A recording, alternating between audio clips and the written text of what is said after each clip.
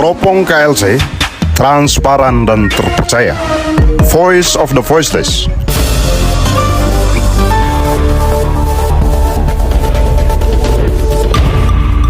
Halo, selamat sore. Salam jumpa lagi bersama saya, Placidus Asis Deornai, advokat, dan juga tuan rumah Komodo Lawyers Club. Di hadapan saya sudah hadir. Hari ini saya hadir di sebuah kongres advokat Indonesia di Hotel La Prima. Kebetulan saya mengamati ada senior yang juga hadir di acara tersebut. Di Rakernas ya Bang ya? Rakernas Kongres Advokat Indonesia. Nah, beliau adalah Bapak Petrus Balapationa, SH.MH. Betul. Senior di Kongres Advokat Indonesia. Selamat sore Abang. Selamat sore Pak Ajis. Saya panggil Abang saja. Ya, senang berjumpa kembali. Selamat datang di Labuan Bajo Bang. Senang datang di Labuan Bajo. Kita mengucapkan terima kasih kepada Kongres Advokat Indonesia yang telah juga menunjuk Labuan Bajo sebagai tuan rumah Bang. Ya, betul. Saya ingin dapat keterangan dari Abang di awal ini. Apa komentar Abang terkait KAI menetapkan Labuan Bajo menjadi tuan rumah? Ini kan suatu surprise buat kita tuan rumah ini, Bang. Betul. Jadi Kongres Advokat Indonesia menetapkan Labuan Bajo sebagai tuan rumah Rakernas. Ya. Karena setelah melihat belakangan ini Labuan Bajo begitu viral, Oke. apalagi terakhir kemarin Presiden membuka KTT di Labuan Bajo, yang awalnya tadi ditetapkan di Bali. Lalu melihat bahwa begitu menariknya Labuan Bajo, punya daya tariknya begitu luar biasa, sehingga semua advokat di Kongres Advokat Indonesia mengatakan, ya udah kita kumpul di Labuan Bajo saja. Iya. Maka dilakukan koordinasi dengan DPD NTT, dicarilah tempatnya, lalu ketemu hotelnya dengan segala fasilitasnya, sehingga disusunlah acara-acaranya. Sama seperti kemarin, begitu tiba, semua tidak langsung ke hotel, karena rombongan ada yang dengan 3 bus itu ke Gua Cermin, Batu Cermin. Batu Cermin, lalu kemudian ke Bukit Silvia atau Bukit Amalia, Silvia, betul. rame-rame di situ sampai matahari mau Sambil foto-foto ya. sambil foto-foto matahari mau terbenam, lalu makan malam kita di restoran Mecenggo yang dulu sempat viral itu. Iya. Betul. Gitulah. Ya. Jadi memang pertimbangannya karena Labuan Bajo itu menjadi pariwisata premium, semua pengacara ingin tahu seperti apa sih Labuan Bajo. Karena selama ini kan hanya dilakukan di Bandung, di Bali, dan berbagai tempat lain. Jadi saya mau memutuskan dengan beli tiket sendiri, mencari akomodasi sendiri, kumpulnya di La Prima Hotel. Dan banyak juga yang menginap di misalnya Luansa. Banyaklah pilihan-pilihannya. Ya, ini Bang Petrus ini sebetulnya putar asli Flores ya. Saya dari Lembata. Persisnya dari Lembata. Sudah melalang buana di Jakarta, bahkan tinggal di Jakarta. Betul. Nah, terakhir ini kita memang mendapatkan beberapa catatan ya. Di media sering sekali tampil. Nah, beliau memang dikenal sebagai seorang pengacaranya Pak Lukas NMB ya. Ya, betul, Bang, ya. betul. Tapi saya sebelum ke situ saya kepingin Bang Petrus ceritakan sampai dengan saat ini masih eksis di dunia pengacaraan ya. Betul. Nah, apa yang membuat Abang ini jadi besar begini? Coba dibagi tipsnya. Orang menganggap saya ini pengacara yang publikasinya luar biasa. Iya.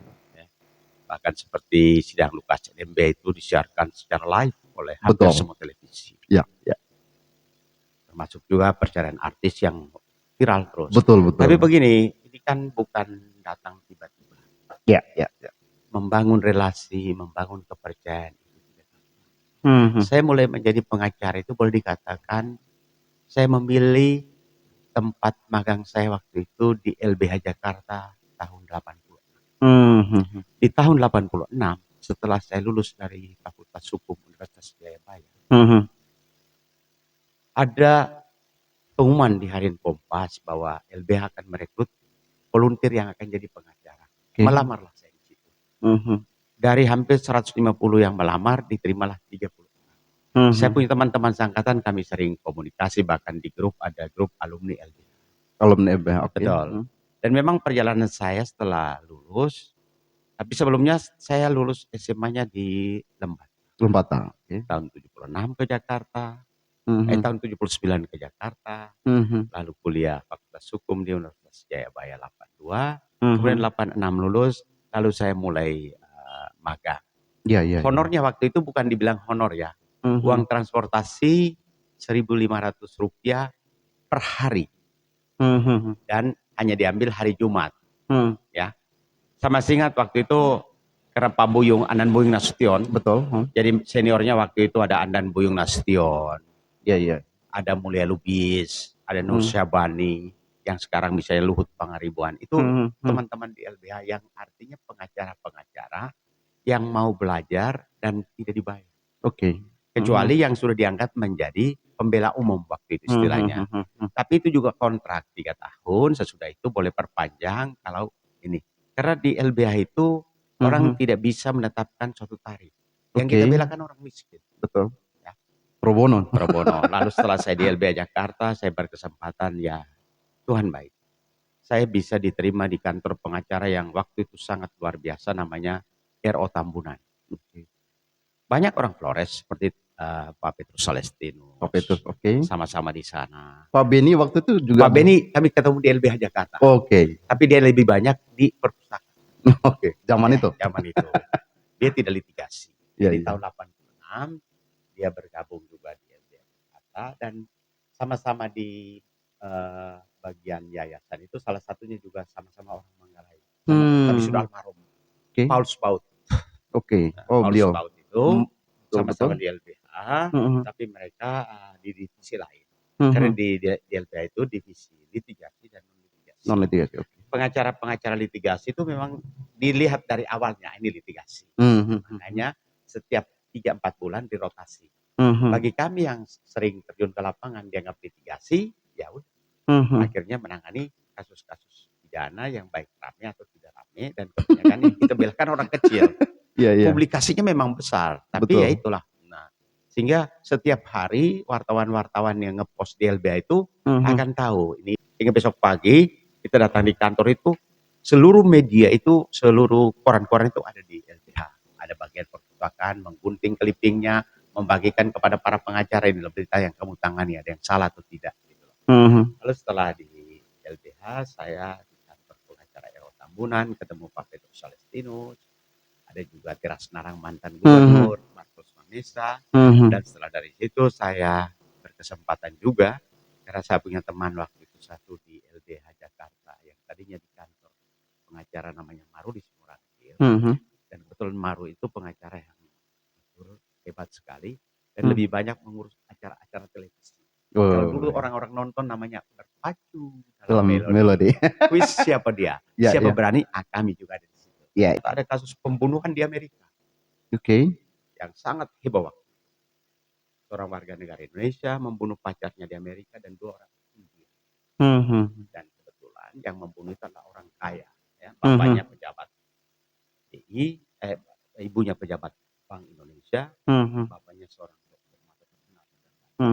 Ya udah kami tangani, dan ternyata ketika dapat uang yang cukup banyak, kebetulan saya juga tidak tahu bagaimana orang memilih saya. Lalu perjalanan waktu, kasus-kasus yang heboh, ya orang menunjuk saya juga happy saja, karena publikasi itu saya tidak pernah mengundang media. Jadi, yang pertama buat seorang pengacara, siapa yang dibela? Ketokohannya. Karena tokohnya itu yang akan jadi berita. Atau contoh artis sekarang saya bela itu. Setiap hari ada perceraian di pengadilan. Tapi karena yang bercerai itu seseorang artis, dan keadaan rumah tangganya itu dibuka ke publik, ternyata lain sekali.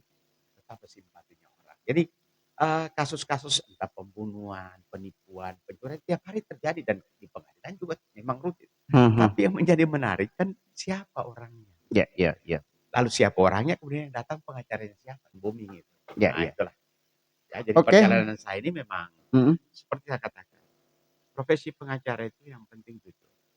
Menetapkan dia itu relatif ya. Mungkin ukuran kita katakan di Jakarta orang menetapkan di ya misalnya 700 juta, 500 juta, orang ngomong santai aja. Ya, mau kami tangani segini. Artinya Pak Petrus ingin katakan bahwa untuk masuk ke fase seperti di hari ini itu tentu melalui perjalanan yang panjang. Perjalanan. Ini saya ingin mendapatkan semacam tips gitu Bang, untuk kami ini sebagai junior ini. Ini kami anggap masih junior ya Bang, di bidang kepengacaraan advokat ini.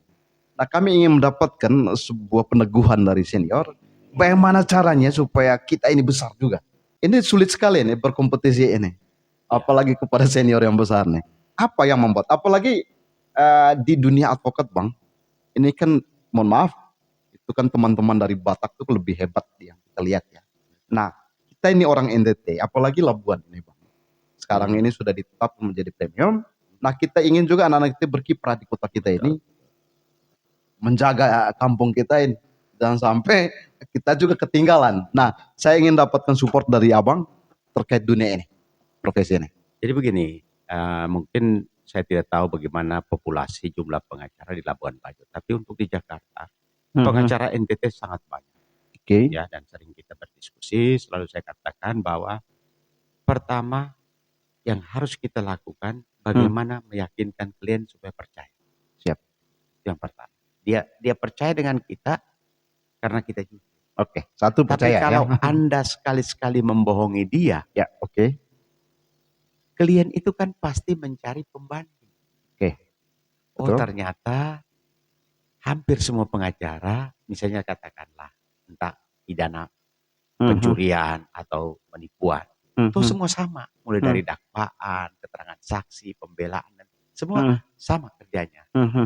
Tetapi mengapa ada klien yang tidak pernah mau ganti pengacara? Oke. Misalnya ada keluarga yang menyodorkan pakai yang ini lebih mampu, dia tidak akan ganti karena dia sangat percaya bahwa apa yang dilakukan oleh pengacara itu demi membela dia. Tapi kalau sekali you bohongin dalam arti bahwa baik mengenai apa yang akan terjadi terhadap perkara dia, ya, dia akan meninggalkan. Loh, misalnya begini, Bapak kan jelaskan kepada saya bahwa nanti sesudah sidang hakim akan begini, lalu ternyata tidak. Atau misalnya begini, waktu Bapak mendampingi, Bapak jelaskan kepada saya bahwa saya tidak mungkin ditahan. Kenapa saya ditahan? Oke. Seharusnya dikatakan pasal ini secara norma bisa ditahan. Tapi tidak bisa ditahan kalau kita mengajukan jaminan. Ya. Jadi harus dijelaskan dulu yang paling pahitnya. Oke. Tapi kalau dijelaskan dengan adanya si A atau saya sebagai pengacara, saya jamin tidak ditahan. Nah ini yang akan kecewa. Ya, oke. Jadi harus menjelaskan kondisi-kondisi hukum normanya seperti apa. Ya. Baru ada juga yang karena hubungan, relasi. Oh karena misalnya Pak Ajis kenal baik dengan kasat RT-nya, kenal dengan Kapolresnya. Maka di dalam dunia kepengacaraan itu apa yang dikenal bukan menyelesaikan, ada istilah, Anda bedakan. Menyelesaikan perkara dan menegakkan hukum. Oke. Kalau menyelesaikan perkara, melanggar hukum yang penting bayar atau damai. Ya. Menyelesaikan. Ya. Tapi you kalau menegakkan perkara, salah ya salah, benar ya benar. Itu beda. Itu beda. Itu prinsip. Oke. Menegakkan hukum dan menyelesaikan hukum. Ya. Klien tidak mau tahu. Yang penting Pak, saya melanggar atau apa yang Bapak selesaikan. Tapi ada juga Pak mengatakan, ini yang tersangka ini, sementara you di pihak pelapor, pokoknya harus diproses. Karena penegakan hukum. Betul. Jadi kalau orang bicara penegakan hukum artinya tidak melihat diskresi-diskresi. Oke. Alasan pemaaf dan seterusnya. Tapi kalau bicara penyelesaian, udahlah kami mengaku bersalah, kami mau meletakkan begini. Berarti penyelesaian. Jadi ini pilihan. Bahkan sekarang kan ada yang namanya restorasi justice. Artinya boleh-boleh saja sepanjang kedua belah pihak mau sepakat. Jadi pilihan ada di kita. Mau menjadi pengacara vokal yang lurus-lurus, pokoknya hukum harus ditegakkan. Nah itu kan artinya untuk mencari jalan tengah damai kan. Kalau jalan tengah damai kan artinya saling mengalah. Tapi ada juga pokoknya mengatakan, you salah ya harus proses. Nah, jadi ada pengacara yang sangat mengatakan, udah kita win-win solution aja. Boleh itu, boleh. Artinya pilihan ada di kita masing-masing. Yang penting didukung oleh klien. Jadi jangan kita mau win-win solution, klien tidak mau. Betul. Karena kalau kita mau damai, klien tidak mau, diganti pengacara juga kan. Sama saja jalan dia mau nuntut kan. Oke. Ya. Jadi yang pertama itu tadi ada penegakan hukum dan penyelesaian hukum. Penyelesaian hukum artinya salah udah damai sajalah. Tidak harus melihat salah benarnya. Mhm. Tapi kalau penegakan hukum, salah benar yang dilihat. Oke, ini lumayan ini tips untuk kita ya, teman-teman ini senior karena sudah melalang buana untuk beracara di baik non litigasi maupun litigasi ya bang ya. Iya. Nah akhir-akhir ini kami mendapat kabar sedang berproses di pengadilan atas kasus mantan gubernur Papua ya bang ya. Iya, betul. Sekarang ini Pak Lukas NMB. Betul. Kita kepingin tahu perkembangan kasusnya bang. Sudah sejauh manakah?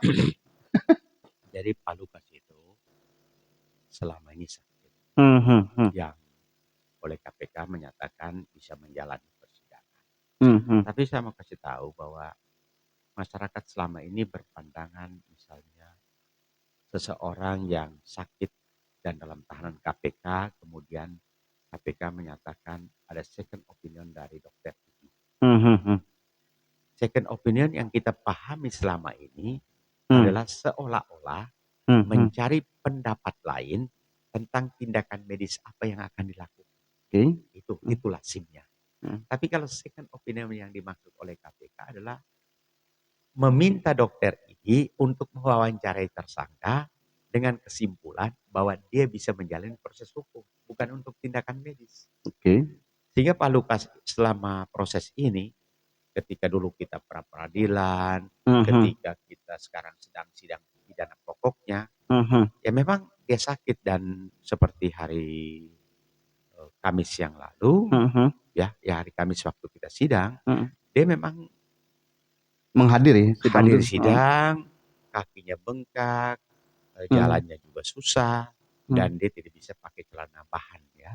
Dia makanya pakai celana training, baju kaos segala macam karena memang agak susah ya.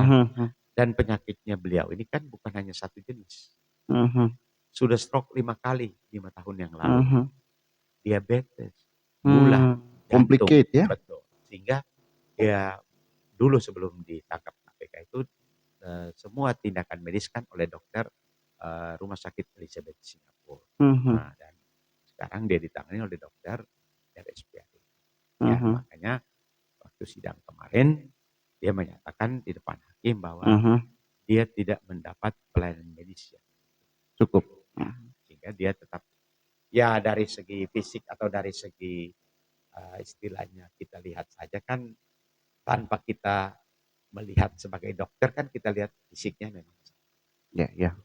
Memang tampak terlihat memang jika publik melihat Pak Lukas memang lemah ya. Kita lihat lemah, omong juga tertatih-tatih susah. Nah saya kepingin tanya dari sisi medis ini bang. Nah ketika Pak Lukas sampai saat ini masih dalam kondisi sakit, untuk sidang berikutnya apakah Pak Lukas tetap hadir di persidangan kah atau memang PH-nya meminta izin untuk ditangguhkan? Di dalam persidangan sudah kita sampaikan kepada Ketua Majelis Hakim dan mereka merespon bahwa karena Pak Lukas sakit sehingga sidang tetap berjalan, tetapi kalau sewaktu-waktu perlu ada suatu tindakan medis atau apa, bisa mereka rekomendasikan. Memang hakimnya sendiri mengatakan bahwa ya kondisi beliau sakit, selama ini dokter KPK, dokter RSPAD hanya mengizinkan dia rawat jalan. Ini kita coba flashback bang ya, karena kami di daerah ini juga bingung gitu bang. Sejak awal ketika isu Pak Lukas NMB diduga melakukan tindak pidana korupsi di Kabupaten Papua, di Provinsi Papua, maka ada framing-framing yang beredar di lingkup publik. Betul. Begitu derasnya dia dikatakan sebagai seorang penjahat. Ketika sampai ke hari-hari ini, tampaknya kalimat itu tidak muncul lagi gitu loh. Ini siapa yang sengaja memframingkah ini atau memang ini cara salah satu untuk menangkap Pak Lukas gitu? Jadi memang pertanyaan Pak Ajis ini sama seperti pertanyaan wartawan Kompas TV ya. Ya, yang viral ini. Ketika hari Kamis kita selesai sidang. Di dalam sidang kami menyatakan supaya rekening anaknya Pak Lukas namanya Astra Bona itu harus dirilis karena dia tidak bisa kembali sekolah ke Australia dan paspornya juga diblokir, jadi nggak bisa. Lalu karena dalam tanggapan KPK menuduh Pak Lukas atau tim pengacaranya bahwa dalam eksepsinya bahwa pengacara sedemikian rupa memframing Lukas NMB sebagai korban. Lalu kami ditanya kembali oleh wartawan Kompas dan begitu banyak media di luar. Pak Petrus dan tim, kenapa Bapak memframing Pak Lukas sebagai korban tindak pidana? Saya katakan begitu. Satu, dulu ketika Pak Lukas ditangkap, yang diumumkan KPK adalah bahwa dia menghabiskan uang judi di Singapura 500 sampai 600 miliar. Yang kedua, dia membiayai pembelian senjata lewat seorang pilot di pilot Putra Papua yang dia belanja senjata di Filipina. Yang ketiga, di framing bahwa selama ini Pak Lukas sehat. Kalau soal sehatnya sama-sama kita sudah lihat. Betul. Untuk dua hal yang sama katakan. Soal judi Pak Lukas di Singapura yang 500 atau 600 miliar itu. Sejak framing itu hingga penyidikan dan sampai hari ini kita sidang, itu tidak pernah muncul dalam dakwaan, dalam keterangan saksi. Yang kedua, soal pembelian senjata sejak di framing dahulu sampai hari ini tidak pernah ada keterangan atau bukti bahwa Pak Lukas membiayai. Jadi dalam hal ini siapakah yang memframing ini? Kami hanya menangkis ini semua. Dan mereka katakan, Bang Petrus jago sekali ya. Memang di depan TV waktu itu sama sekali. Kompas begitu memojokkan kami waktu itu. Sampai Kaligis bilang, udah Petrus saja yang jawab, Petrus yang lebih ngerti. Saya katakan bahwa kami tidak membangun opini bahwa Pak Lukas menjadi korban.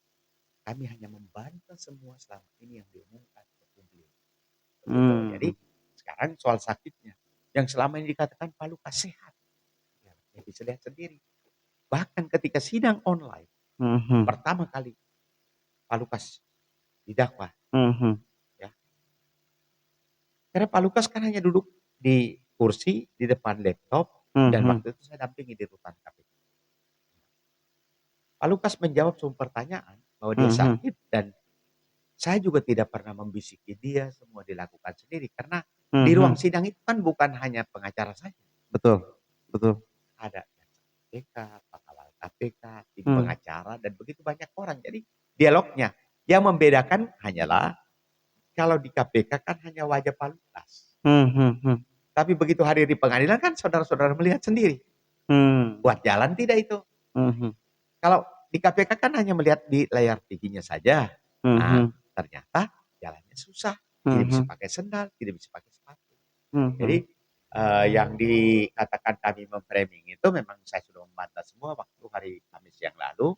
Selesai sidang karena ada pertanyaan dari media yang mengutip bantahan dari KPK bahwa pengacara Lukas NMB atau Lukas NMB di framing sedemikian rupa seolah-olah korban tidak pidana. Padahal bukan dari kami. Kami hanya meluruskan semua. Setelah kami luruskan, lalu mereka mengatakan kami memframing. Begitu. Berarti yang ingin Pak Petrus katakan bahwa ini yang bikin ini di luar PH ya? Iya. Artinya, memang kita menyampaikan fakta. Ya. Karena ketika Pak Lukas ditangkap tanggal 10 Januari itu diumumkan bahwa akan ada pengusutan mengenai judi itu di Singapura 500 sampai 600 miliar. Membeli senjata untuk KKB lewat seorang pilot di Filipina. Sampai berkas yang sedemikian tebal itu tidak ada keterangan tentang itu. Gitu loh. Ini agak bertolak belakang dengan dalil hukum nih. Siapa yang bisa membuktikan? Dia bisa membuktikan. Ini kan jadinya, dan itu kan bukan ranahnya KPK. ranahnya KPK. Ya, sehingga kalau toh judi ya kan itu ranahnya tindak pidana umum kan. Ya. Gitu. Artinya ini tidak ada. Tidak ada sama sekali. Ini tidak ada. Sampai sekarang tidak ada sama sekali. Clear kok. Ya. Bang, aku pingin dapat ini juga menyangkut yang di-share ke publik tentang harta kekayaan beliau itu. Nah, betul nggak bahwa Pak Lukas juga punya sejumlah uang di luar negeri, bahkan investasi di mana-mana? Kalau uang sampai di luar negeri itu tidak ada. Tapi dia punya rekening hampir 71 miliar di blokir. Kalau jumlah uang 71 miliar dengan memperhatikan masa kerja dia dan jabatan dia, sebenarnya sangat. Hmm. Beliau itu start mulai dari Wakil Bupati Tolikara Mhm. tahun 2001. Mhm. Kemudian 2005, 2011 menjadi Bupati Pegunungan. Menjadi Bupati 2 periode. Kemudian menjadi Gubernur 2 periode. 2 periode, betul. Kita hitung saja, 1 tahun dia menyisihkan uangnya 1 sampai 2 miliar. Dengan jumlah segitu kecil sekali. Oke. Padahal uang yang namanya dana otsus, dana operasional seorang gubernur untuk Gubernur Lukas NMB itu sebulan 30 sampai 40 miliar. Itu uang apa? Yang menurut budaya atau adat Papua, semua urusan apapun, mulai dari orang sakit, melahirkan, meninggal, baptis, komunis, segala macam, lapor gubernur. Oke. Dan itu Dan dibantu dengan uang. itu. Jadi uang operasional seorang gubernur sebulannya itu 35 miliar sampai 40 miliar.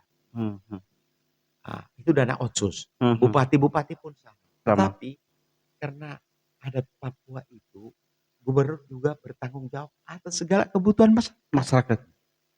Jadi kalau gubernur berkunjung ke suatu daerah, daftar yang dibantu juga ada. Orang meninggal, pesta, dan di sana pestanya bukan kecil biayanya. Bakar batu, jangan heran. Babi di Papua berapa harganya? 40 juta. 1 ekor. 1 ekor. Dan babinya naik pesawat. Babi dibawa dari Puncak Jaya ke Jayapura naik pesawat. Bahkan inilah hebat orang-orang NTT di Jayapura. Waktu saya sering bolak-balik di Papua. Peternak-peternak dari NB, dari Jawa, di Jayapura, mereka misalnya mempunyai babi 60 ekor. Dalam 8 atau 9 bulan mereka jual. Satu babi berapa? 40-50. Coba hitung. Itu harga normal. 40 sampai 50 juta. Tapi kalau you ada kedukaan, ada acara mendadak, harga babinya naik. Kenapa naik? Karena dia akan mengatakan gini, Bapak, babi ini 40 juta. Dan 3 minggu lagi ada acara. Kalau Bapak ambil ini, saya harus cari dan membeli penggantinya. Harganya naik. Jadi 40 bisa menjadi 60. Karena yang tadinya itu sudah diijon semua. Orang-orang yang titip piara babi di Jayapura itu di sepanjang misalnya kalau kita di Jayapura mau ke Jembatan Merah itu, waduh, daerah peternakan babi. Kita tanya orang mana? Orang Flores Bapak, orang Toraja. Babinya berapa? Ada 100 ekor. Nah itu 9 bulan atau setahun dia panen itu.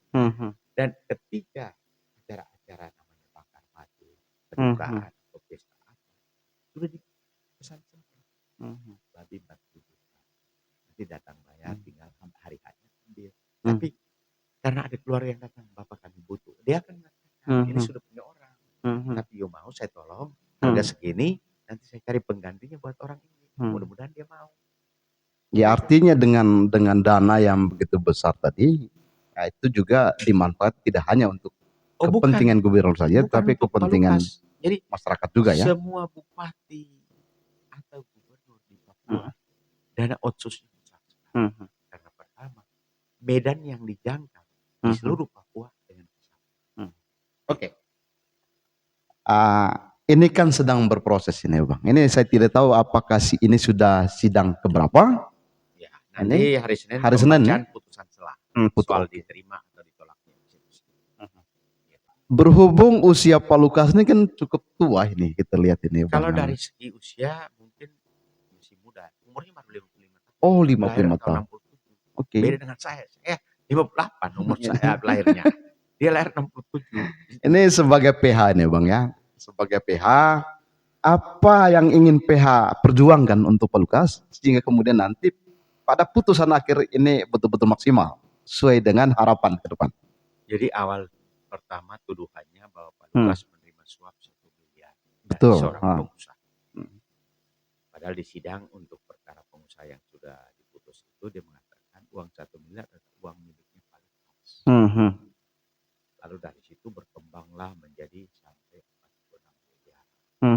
bahwa seolah-olah Pak Lukas mendapat gratifikasi ketika rumahnya direlokasi. Memang Pak Lukas membantah itu semua bahwa renovasi rumahnya dia bayar langsung ke kontraktor. Tapi menurut KPK bahwa itu adalah semacam gratifikasi karena si kontraktor mendapat banyak proyek dari Pemda. Dan kita berharap bahwa apa yang dituduhkan itu memang tidak terbukti. Tidak terbukti ya. Artinya sebagai PH itu akan diperjuangkan terus ya. Ya sekalipun nanti di putusan tingkat pertama ini memberatkan klien Pak Petrus, apakah nanti akan ada upaya hukum lain kita tetap melakukan upaya. Walaupun orang ya merasa bahwa kalau dengan KPK pasti dihukum. Memang kan kita akan harus berjuang. Ya, ini yang terakhir Bang sebelum kita tutup, saya kepengen dapat semacam harapan ya ke depan untuk kami sebagai junior ini dalam bidang hukum. Nah, saya kepengen Pak Petrus memberikan semangat baru ya. Karena kami lihat hari-hari ini memang kompetisinya luar biasa Bang. Ya silakan Bang untuk. Jadi memang sebagai pengacara itu pertama komitmen dan kalau Anda komitmen dengan klien saudara, katakanlah begitu. Anda berjanji bertemu jam sekian, tidak perlu setengah jam sebelumnya harus sudah mulai. Satu. Kedua, Anda harus secara akademis menjelaskan norma-norma yang dituduhkan kepada klien saudara dan prakteknya lazimnya seperti apa. Sehingga dia siap bahwa kalau secara aturan memang tidak bersalah, tapi karena perkara ini titipan pesanan maka akan jadi begini. Apalagi yang kita lawan misalnya orang yang bisa mempengaruhi pengambil keputusan. Itu harus dijelaskan. Karena ada kalanya kita sangat yakin klien kita tidak bersalah, tapi ternyata ada faktor X. Nah itu banyak gitu. Itulah intinya. Jadi pertama yang paling ini kita komitmen dengan klien, kejujuran dan ya menjaga relasi yang baik. Menjaga relasi yang baik itu bukan berarti kalau kita berhadapan dengan Kapolres atau Kasat, apa yang dia ngomong bukan berarti kita harus menuruti. Kalau kita yakin klien kita bersalah, menjaga relasi artinya secara hubungan personal berbeda dengan ketika penanganan perkara. Betul. Penanganan perkara berbeda pendapat biasa. Berseberangan itu hal yang biasa. Tetapi sesudah itu kan tidak harus merusak. Good. Oh top nih. Nah terima kasih. Sesungguhnya pingin terus ya. Tetapi karena waktu, karena sebentar lagi juga jam 5 sore akan ada ulang tahun Kongres Advokat Indonesia di La Prima. Jadi kita selesaikan perbincangan ini di sini. Terima kasih Pak Petrus Balbadiona telah berkunjung ke Room Podcast Komodo Club. Saya senang sekali datang di Komodo. Nah kebetulan juga salah satu penasehat di Komodo Club. Terima kasih banyak Bang. Sampai jumpa di pertemuan berikutnya.